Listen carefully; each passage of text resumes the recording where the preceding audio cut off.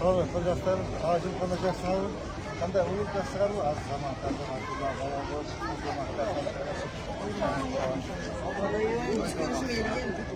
aslan.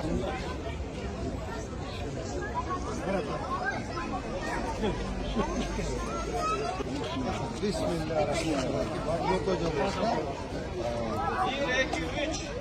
Ana koça yapmamıza.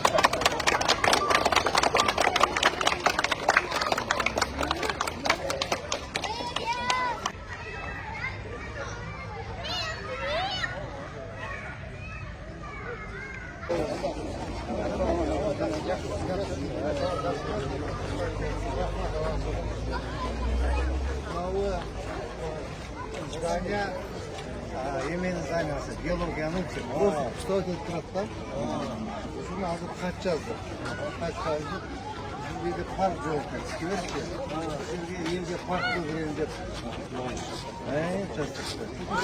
сондай просто писать етіп соқет үстіндегі мұзы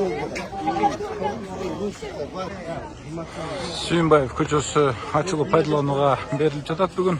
Açılışına Ош шаарынын мэри Жеңишбек Шермаматович, шаардык кеңеш төрагасы Болот Баев, мекеме ишкана жетекчилери, жергиликтүү тургундар катышып жатат. Өзүңүздөр көргөндөй жол 2 тилкелүү болуп, ирригациялык тармактар, жашыл аймак, түнкү жарыктандыруу, тротуарлар каралган. Бул жер абалы өтө начар болчу, анткени көп үйлөр, курулуштар тротуардын ордуна чейин чыгып курулуп калган. Ош шаарынын мэри Жеңишбек Шерматович рейдтик кыдыруу учурунда аталган көчөдөгү мыйзамсыз курулуштарды, кызылсызга чыгып кеткен курулуштарды алып салуу боюнча тапшырма берип, жолду оңдоп түзөө талабын койгон. Бүгүн минтип жол ачылып пайдаланууга берилип жатат. Bugün bağır özü şu günde getirgen Allah Teala'ya çeksiz şükürler olsun, hamdlar olsun. Peygamber sallallahu aleyhi ve sellem'e salamlar, salatlar olsun. Bana yer yurtun beşenesine bana şunday mer gelgen eken Oş şaharına. Buraya şükür şu bağırdık ki ben öz oğlu bana bugün bizim köşe Suyunbayev köşesinde çok yaşına karşılığı olup atar.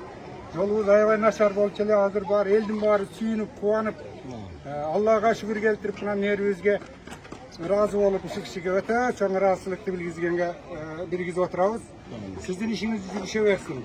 Oş şaharına abdan salındı göz götüp otasın. Bunda bizim Kırgızistan'ın tarihinde bunday abiyomda iş bol, onu göreyle gerek. Bolgan mesele. Sizge Allah'ın gözü siz bolsun. Tarihte kaldınız bunday görürse. İşiniz yürüyüşe versin, başınız aman bolsun, ömrünüzge, rızkınızga Allah'ın bereke versin. Şunday Oş şaharında jakşınakay açılışlar bolup otat, ayağına çeyin çıkıp bir batırlık kılıp dakansa bitiriniz Kudayım koldaсын. Eli yurttu zaman bolsun, amançılıkta şu merge razçılık, daim bir amançılıkta.